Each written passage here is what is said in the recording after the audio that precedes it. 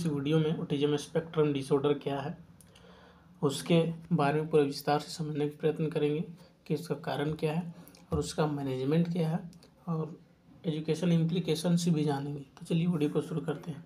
तो विश्व स्वास्थ्य संगठन 2013 के अनुसार पारस्परिक सामाजिक संचारी यानी कि जो पारस्परिक एक दूसरे से बात करने की जो संपर्क है वो कम होती है।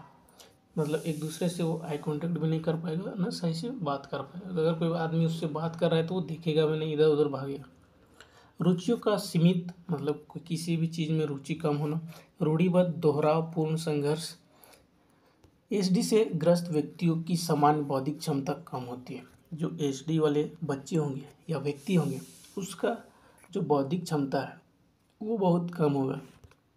संचार, सामाजिक संपर्क और सूचना को समझने और संसाधित करने के असामान्य तरीकों में न्यूरो विकासात्मक विकलांगता एसडी से पीड़ित लोगों के दैनिक कामकाज में बाधा डालती है।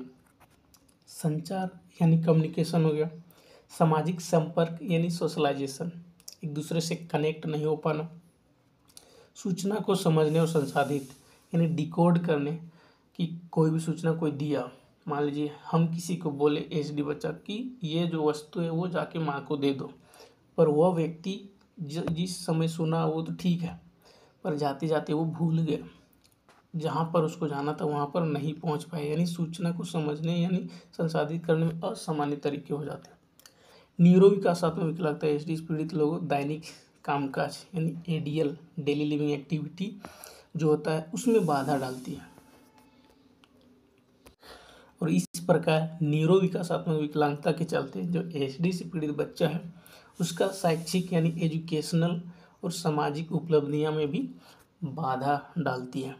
यानी पढ़ने लिखने में वह कमज़ोर होगा, साथ ही साथ समाज में जो उपलब्धि मिलना चाहिए वो भी उसको बाधा डालती है। विकलांग व्यक्ति शिक्षा अधिनियम के तहत जानते हैं तो मौखिक और गैर मौखिक संचार और सामाजिक संपर्क को प्रभावित करने वाली विकासात्मक विकलांगता। ये जो लाइन है इसको हम पहले ही जिक्र कर दिए कि मौखिक और गैर मौखिक संचार सामाजिक संपर्क प्रभावित करने वाली का, साथ ही साथ दोहरावदार गतिविधि और रूढ़िबद्ध गतिविधियों में संलग्नता, पर्यावरण परिवर्तन या दैनिक दिनचर्या में परिवर्तन के प्रति प्रतिरोध तथा संवेदी अनुभवों के प्रति असामान्य प्रतिक्रिया।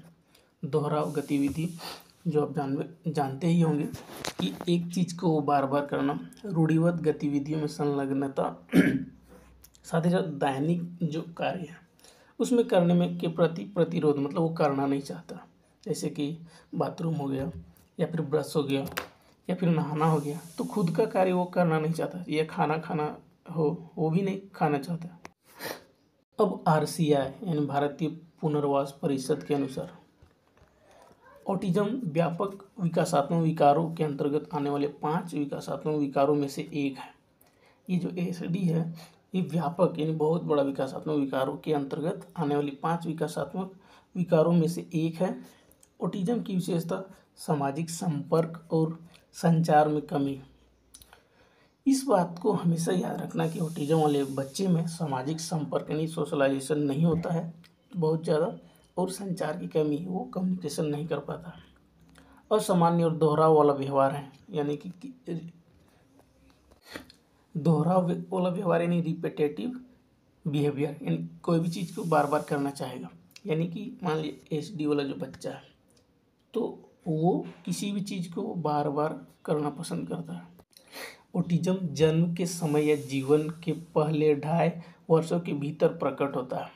ये काफ़ी इम्पोर्टेंट बात है, ये समझने वाली बात है कि ऑटिज्म वाला जो बच्चा है वो जन्म के समय या फिर जन्म से 2.5-3 वर्ष के भीतर प्रकट होता है। आपको पता चल जाएगा कि इसमें ऑटिज्म का फीचर है, ये ऑटिज्म चाइल्ड है। 1990 का अमेरिकी विकलांग अधिनियम एडीए, तो ये इम्पोर्टेंट है कि एडीए का फुल फॉर्म अगर पूछ दे तो ये आपको बताना है। 1990 ऑटिज्म को एक विकासात्मक विकलांगता के रूप में परिभाषित किया गया है जो मौखिक और गैर मौखिक संचार और सामाजिक संपर्क को महत्वपूर्ण रूप से प्रभावित करती है। आमतौर पर यह 3 वर्ष तक होते हैं, जो बच्चे के शैक्षिक प्रदर्शन को प्रतिकूल प्रभाव डालती है। यानी ये भी वही बता रहा है कि ऑटिज्म जो है एक विकासात्मक विकलांगता के रूप है जो मौखिक और गैर मौखिक संचार और सामाजिक संपर्क को महत्वपूर्ण रूप से प्रभावित करता है।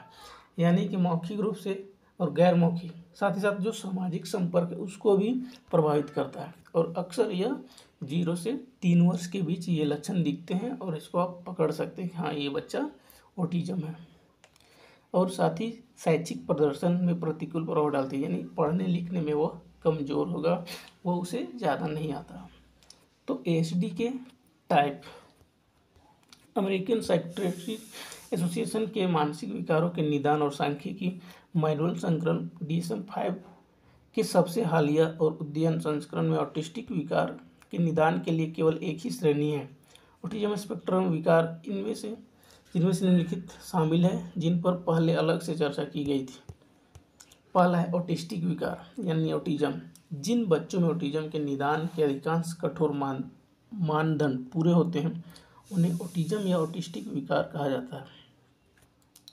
उनमें सामाजिक और भाषाई कौशल के माध्यम से गंभीर कमी होती है, उनका व्यवहार दोहराव वाला होता है यानी रिपीटेटिव बिहेवियर होता है, और रुचियाँ सीमित होती हैं।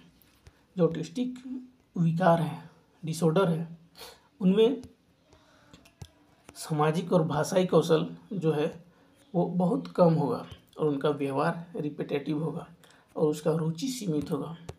अक्सर ऑटिस्टिक विकार वाले बच्चों और व्यक्तियों में मानसिक विकलांगता और दौरे भी पड़ सकते हैं। ऐसा देखा गया, ऑटिस्टिक जो फीचर वाले बच्चे होते हैं उसमें मानसिक विकलांगता और दौरे भी आ सकते हैं। एस्पर्जर सिंड्रोम ये दूसरा है। एस्पर्जर सिंड्रोम ऑटिज्म का सबसे हल्का रूप है। यह लड़कियों की तुलना में लड़कों को 3 गुना ज़्यादा प्रभावित करता है। एस्पर्जर सिंड्रोम जो है लड़की की बजाय लड़कों को 3 गुना ज़्यादा प्रभावित करता है। एस्पर्जर सिंड्रोम के सबसे आम लक्षण है कि इसमें प्रभावित बच्चे किसी एक विषय या मुद्दे में अत्यधिक रुचि लेने लगते हैं। जैसे कि एस्पर्जर सिंड्रोम वाले जो बच्चे हैं उसमें किसी खास चीज़ में वो विषय या मुद्दे में अत्यधिक रुचि लेने लगते हैं। वे अपनी पसंदीदा विषय के बारे में सब कुछ जानने और सीखने की कोशिश करते हैं और हर समय उसी के बारे में बात करते रहते हैं।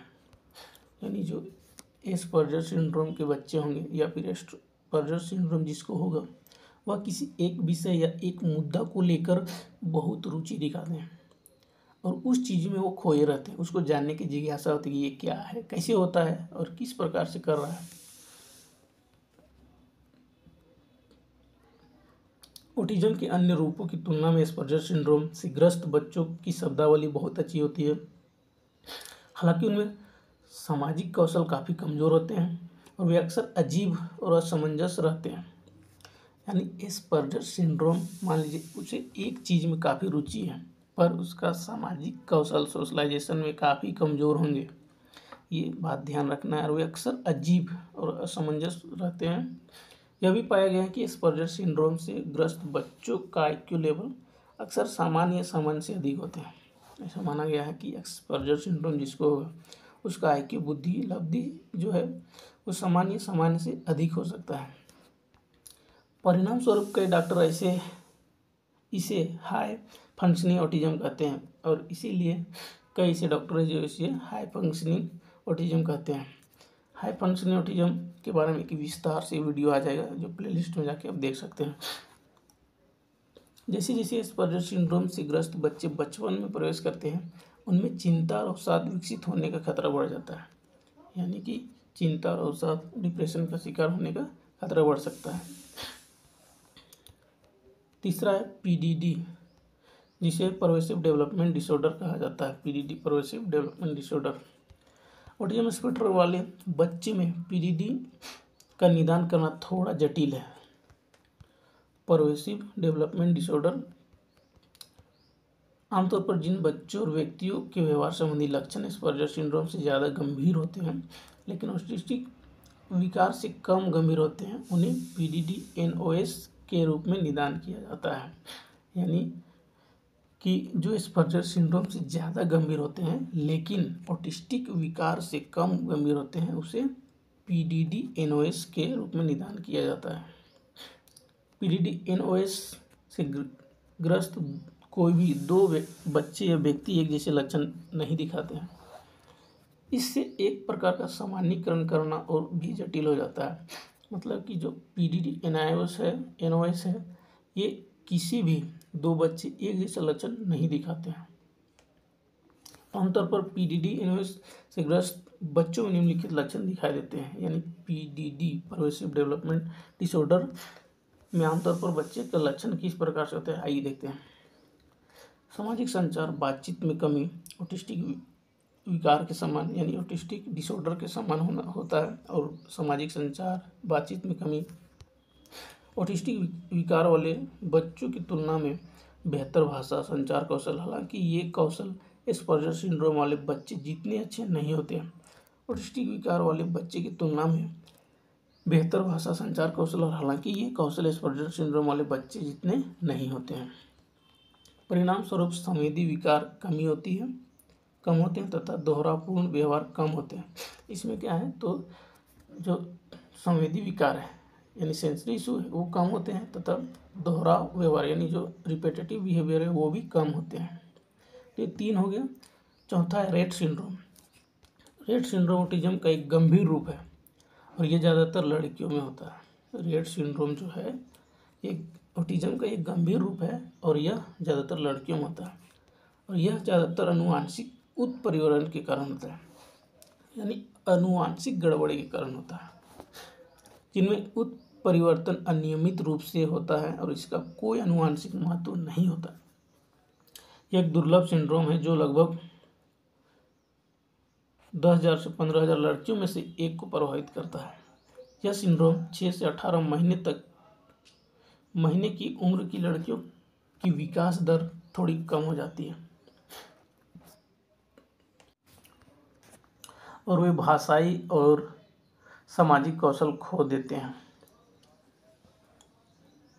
और ये इसका आदत हो जाता है कि हाथ मड़ोड़ते रहने का, और उनमें समन्वय संबंधी समस्या विकसित हो जाता है, यानी कि कोऑर्डिनेशन संबंधी समस्या हो जाती है कि किसी भी चीज़ को वो नहीं कर पाते हैं। सिर का विकास काफ़ी धीमा हो जाता है और 2 साल की उम्र तक उनका सिर सामान्य से काफ़ी नीचे दिखाने लगता है।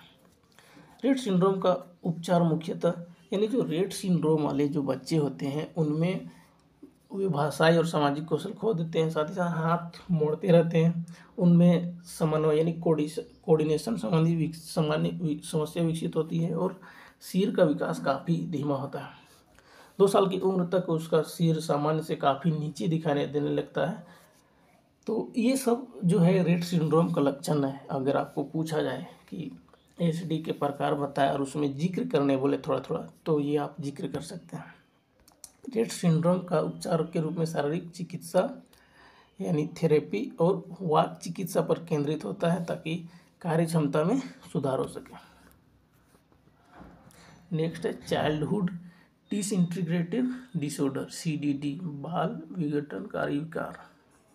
इसको हिंदी में बोलते हैं पर आपको ज़्यादा याद रखने की ज़रूरत है। सीडीडी, चाइल्डहुड डिसइंटीग्रेटिव डिसऑर्डर, यह ऑटिज्म स्पेक्ट्रम विकार का सबसे कम और आम और सबसे गंभीर रूप है। सीडीडी में बच्चा 2 वर्ष से 4 वर्ष की आयु के बीच तेजी से अपने कई कार्यात्मक क्षेत्रों को खो देता है। यह गिरावट सामाजिक कौशल, भाषाई कौशल और बौद्धिक क्षमताओं में भी होती है। यानी 2 से 4 वर्ष के बीच में कई सारे ऐसे रीजन है या कार्यात्मक क्षमता है जो बच्चा खो देता है, जिसमें सामाजिक कौशल, भाषाई कौशल और बौद्धिक क्षमताओं में भी होती है। अक्सर बच्चे दौरे पड़ने की समस्या विकसित हो जाती है। सीडीडी से पीड़ित बच्चों में गंभीर रूप से विकलांगता आ जाती है और वे अपनी खोई हुई कार्य क्षमता वापस नहीं पा पाते। यानी जो सीडीडी है, चाइल्डहुड डिसइंटीग्रेटिव डिसऑर्डर, ये एक गंभीर रूप विकलांगता की आ जाती है और ये अपनी सारी चीज़ खो देते हैं, कार्य क्षमता जो वापस नहीं होता है। ऑटिज्म स्पेक्ट्रम डिसऑर्डर से प्रभावित बच्चों की संख्या प्रति 1 लाख में स्पेक्ट्रम विकार वाले बच्चों में 2 से भी कम है। मतलब 1 लाख अगर बच्चा हुआ तो उसमें से 2 से भी कम हो सकता है। लड़के लड़कियों की तुलना में सीडीडी से अधिक प्रभावित होते हैं। लड़के लड़कियों की तुलना में सीडीटी से अधिक प्रभावित होते हैं। ऑटिज्म स्पेक्ट्रम डिसऑर्डर के कारण यानी उसके कॉजेज क्या है, आइए इस वीडियो में देखते हैं। एचडी को कोई एक कारण नहीं होता है, बल्कि यह अनुवांशिक यानी जेनेटिक, जैविक यानी बायोलॉजिकल या फिर गर्भावस्था से जुड़े यानी प्रीनेटल और साथ ही साथ इन्वायरमेंटल यानी पर्यावरणीय कारकों के संयोजन से होता है।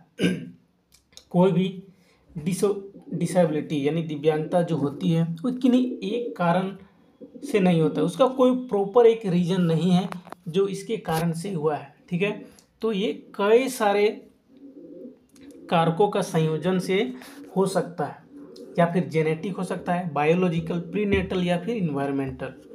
तो आइए इसको विस्तार से समझते हैं कि आखिर क्या क्या हो सकते हैं। अनुवांशिक कारण यानी जेनेटिक कॉजेज। सोच से पता चला है कि एचडी का विरासत हेरिडिटी से गहरा संबंध है।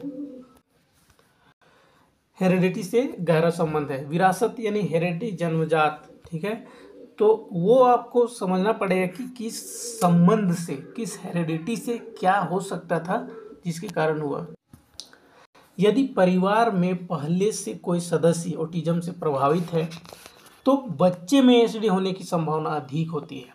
अगर आपके परिवार में किसी भी सदस्य को एचडी या फिर कोई भी चीज़ हुआ हो तो ये एचडी होने की ज़्यादा संभावना है। कई जीन, मल्टीपल जीन्स जो है इसमें शामिल है होते हैं, जिनमें से कुछ दिमाग के विकास और न्यूरॉन्स की कनेक्टिविटी का असर डालते हैं। जो कई जीन्स है जो उनके दिमाग पर और न्यूरॉन की कनेक्टिविटी पर असर डालते हैं। कई मामले में तो जीन में बदलाव यानी म्यूटेशन या गुणसूत्रीय असमानता यानी क्रोमोजोमल एबनॉर्मेलिटी के कारण होते हैं, जैसे कि फ्राइजल एक्स सिंड्रोम, रेट सिंड्रोम आदि के कारण बन सकते हैं। तो ये जो म्यूटेशन है यानी जीन में बदलाव हो गया या फिर क्रोमोजोमल एबनॉर्मेलिटी जैसे फ्राइजल एक्स सिंड्रोम, रेट सिंड्रोम, ये क्या है कि ये कारण भी हो सकते हैं। तो ये हमारा जेनेटिक जो रीजन है जिसके तहत हमने जानने का प्रश्न किया कि क्या क्या कारण हो सकते हैं जिसके कारण ये एचडी होता है। तो पहला हमने क्या देखा कि आपके अगर हेरिडिटी यानी विरासत से किसी में है या फिर आपके परिवार के किसी सदस्य में हुआ हो तो वो संभावना ज़्यादा हो सकती है। ठीक है, फिर है मल्टीपल जीन्स यानी जो कई प्रकार के जीन्स है उसके दिमाग में विकास के जो न्यूरॉन की कनेक्टिविटी है उस पर असर डालते हैं, ये हो गया।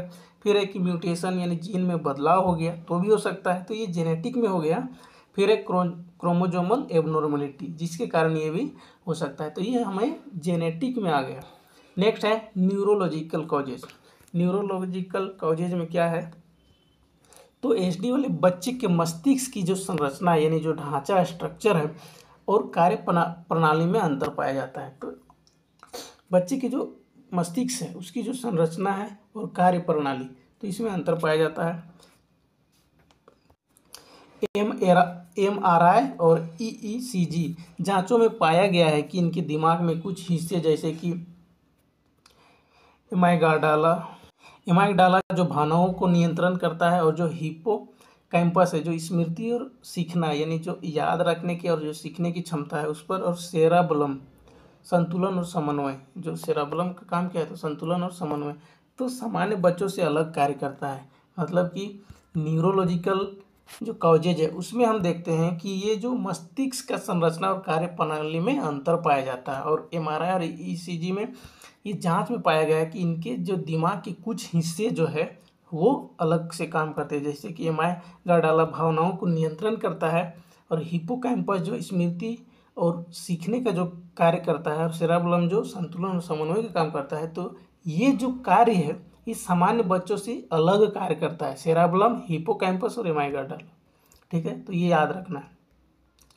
न्यूरोट्रांसमीटर जैसे कि सेरोटोनिन, डोपामाइन का असंतुलन भी एचडी से जुड़ा पाया गया है। मतलब कि ये जो एचडी का जो कनेक्शन है वो सेरोटोनिन, डोपामाइन का भी असंतुलन से भी एचडी से जुड़ा पाया गया है। गर्भावस्था और जन्म से जुड़े कई कारण, प्रीनेटल और पेरीनेटल फैक्टर। गर्भावस्था में संक्रमण जैसे कि रूबेला, CMW, टॉक्सोप्लाज्मोसिस, ठीक है। गर्भावस्था में दवाओं और नशीले पदार्थों का सेवन, अगर कोई भी प्रेग्नेंट लेडी है तो उन्हें अगर ज़्यादा दवाओं का सेवन की होगी या नशीले पदार्थ का सेवन किया होगा तो भी हो सकता है, जैसे कि वालप्रोक्स एसिड, थालिडोमाइड आदि। नेक्स्ट, माता पिता की अधिक आयु, खासकर पिता की उम्र 40 वर्ष से ऊपर की आयु में बच्चे का जन्म। अगर माता पिता की उम्र 40 से अधिक है और अगर बच्चे का जन्म देता है तो ये काफ़ी संभावना है कि ये एचडी हो सकता है। समय से पहले जन्म यानी प्री मैच्योर बर्थ, और कम जो वेट है, बर्थ वेट है, वो कम होना। प्रसव के समय ऑक्सीजन की कमी, जब बच्चा पैदा ले रहा था तो उस समय मतलब ऑक्सीजन की कमी हुई तो भी हो सकता है। अपेजिया, मस्तिष्क को नुकसान, यानी कि मस्तिष्क में वो ऑक्सीजन नहीं पहुंचा तो भी हो सकता है। अब इन्वायरमेंटल कॉजेस देखते हैं, पर्यावरणीय कारण क्या हो सकता है। कुछ सोचे मतलब बताते हैं कि भारी धातुओं जैसे मरकरी, लेड, प्रदूषण और कीटनाशकों के संपर्क में आना जोखिम बढ़ा सकता है। गर्भवती महिला में पोषण की कमी जैसे कि फोलिक एसिड की कमी से भी खतरा बढ़ सकता है। तनावपूर्ण माहौल, स्ट्रेसफुल इन्वायरमेंट, यानी कि मान लीजिए कोई प्रेग्नेंट लेडी है, उसका घर में पूरा माहौल ख़राब है, हमेशा लड़ाई झगड़ा होता है और ये वो होने के कारण उसका जो माइंड है स्ट्रेसफुल रहता है, जिसके कारण भी अप्रत्यक्ष रूप से प्रभाव डाल सकता है। अन्य संभावित कारण, अदर पॉसिबल कॉजेज, जो इम्यून सिस्टम, जो प्रतिरक्षा तंत्र है उसकी असामान्यता। गर्भावस्था में माँ का इम्यून सिस्टम शिशु के मस्तिष्क विकास को प्रभावित कर सकता है, कि माँ का जो इम्यून सिस्टम है उसमें एबनॉर्मलिटी देखा गया तो भी शिशु के मस्तिष्क की विकास की जो दर है उसको प्रभावित कर सकता है। हार्मोनल असंतुलन, जो हार्मोनल एबनॉर्मलिटीज है जिसके कारण गर्भावस्था में कुछ हार्मोन का असामान्य स्तर, मस्तिष्क की प्रारंभिक वृद्धि, ईयरली ब्रेन ओवरग्रोथ, जो बच्चे होते हैं उसका प्रारंभिक जब ग्रोथ होता है तो भी ईयरली, यानी एचडी वाले बच्चे में प्रारंभिक वर्षों में दिमाग का असामान्यता तेजी से बढ़ना देखा गया है। एचडी के कारण टीकाकरण नहीं है। कई शोधों ने यह साबित किया है कि टीकाकरण और ऑटिज्म के बीच कोई संबंध नहीं है। इसका बहुविकास यानी मल्टी फैक्टोरियल होता है, यानी कई कारण मिलकर एचडी को जन्म देते हैं। तो आइए इस वीडियो को देखते हैं कि इसका रोकथाम क्या है। एचडी को पूरी तरह से रोका नहीं जा सकता है, लेकिन कुछ कदम जोखिम को कम किया जा सकता है। कि किसी भी डिसेबिलिटी को पूर्ण रूपेण हम कम नहीं कर सकते हैं, पर हम उसके जो भी चैलेंजेस है उसको हम कम कर सकते हैं। गर्भावस्था में नियमित स्वास्थ्य जांच और पोषण, जो भी लेडी या जो भी महिला अगर गर्भावस्था में है तो उन्हें नियमित रूप से स्वास्थ्य जांच और पोषण यानी संतुलित आहार लेनी चाहिए। शराब, धूम्रपान और नशीले पदार्थों से परहेज करनी चाहिए। गर्भावस्था के दौरान संक्रमण से बचाव और समय पर टीकाकरण लेनी अनिवार्य है। बच्चे का जन्म और प्रारंभिक वर्षों में समुचित देखभाल और पोषण, बच्चे का जन्म और प्रारंभिक वर्षों में समुचित देखभाल और पोषण, प्रारंभिक पहचान और थेरेपी से लक्षणों को नियंत्रित किया जा सकता है। यानी ईयरली इंटरवेंशन बहुत जरूरी, ईयरली आइडेंटिफिकेशन, यानी कि सबसे पहले उसको पहचानना फिर उसका तुरंत इलाज कराना, ये इम्पोर्टेंट है। एजुकेशन इम्प्लीकेशंस, ये हमारे टॉपिक में है कि एचडी के एजुकेशन इम्प्लीकेशंस क्या है, तो वो देखते हैं। एचडी से प्रभावित बच्चों की शिक्षा में विशेष चुनौतियाँ होती है, जैसे संचार की कठिनाई, हमने ये पूर्व में ही जिक्र किया है कि भाषा समझने और बोलने की समस्या, सामाजिक कठिनाई, समूह में घुलना मिलना मुश्किल होता है, ध्यान और एकाग्रता में कमी, दोहरा वाले व्यवहार, सीखने की प्रक्रिया प्रभावित, विशेष शिक्षा और व्यक्तिगत शिक्षण योजनाएं यानी कि स्पेशल एजुकेशन और आईपी की आवश्यकता, विजुअल एड्स, चित्र, कार्ड और टेक्नोलॉजी का प्रयोग प्रभावित तरीके से करना, कि किसी भी चीज़ को उसको दिखाना है तो विजुअल तरीके से दिखाना, किसी चित्र या किसी कार्ड, फ्लैश कार्ड या टेक्नोलॉजी के प्रयोग करना, कक्षा का वातावरण संचरित और शांत और सहयोगी बनाना, जो क्लासरूम मैनेजमेंट है वो प्रभावी रूप से करना, स्ट्रक्चर काफ़ी बेहतरीन होना चाहिए जिससे बच्चे को ना लगे कि यहाँ पे कुछ क्राउड है तो शांत और सहयोगी होना चाहिए, एक दूसरे को कोऑपरेट करे बच्चा, तो वैसा माहौल क्रिएट करना। तो उसका मैनेजमेंट क्या है? एसडी का कोई पूर्ण इलाज नहीं है, लेकिन विभिन्न उपायों से बच्चे का विकास और जीवन की गुणवत्ता सुधारी जा सकती है। ये पूर्ण में ही जिक्र किया गया है कि इसका कोई पूर्ण इलाज नहीं है, लेकिन उसका विभिन्न उपायों से बच्चे का विकास और उसकी जो लाइफ स्टाइल को वृद्धि कर सकते, गुणवत्ता को सुधारी जा सकती है। पहला है बिहेवियरल थेरेपी, जिसमें बीए है अप्लाइड बिहेवियर एनालिसिस तकनीक, सकारात्मक व्यवहार को बढ़ावा देना यानी पॉजिटिव बिहेवियर को बढ़ावा देना। स्पीच और लैंग्वेज थेरेपी, स्पीच और लैंग्वेज थेरेपी से भी बच्चे की कम्युनिकेशन लेवल को बढ़ाया जा सकता है, भाषा और संचार और अभिव्यक्ति में सुधार। ओटी ऑक्यूपेशनल थेरेपी, दैनिक जीवन जैसे कि खाना, कपड़े पहनना, खेलना, सीखना, कई सारे जो एक्टिविटीज़ है जो ऑक्यूपेशनल थेरेपी से उनमें इंक्रीज होगा। विषय शिक्षा, जिसमें कि आईपी बनाना, व्यक्तिगत शिक्षण योजना, समावेशी शिक्षा का प्रावधान, कई सारे ऐसी दवाएं हैं जो उसके हाइपर एक्टिविटी या चिंता या फिर नींद की समस्या नियंत्रण करने के लिए डॉक्टर की सलाह से ले सकते हैं। आप बिना वजह की मेडिकल स्टोर में जाकर किसी भी प्रकार का दवाई नहीं खरीदना, बल्कि डॉक्टर की सलाह लेना है कि ये बच्चा में ये दिक्कत है अगर, तो आप उसकी सलाह से ले सकते हैं। माता पिता की भागीदारी, काउंसलिंग और ट्रेनिंग की आवश्यकता है, घर पर अभ्यास और समर्थन, तो ये कई सारे फैक्टर है, मैनेजमेंट है जो करके एसडी बच्चों में सुधार किया जा सकता है।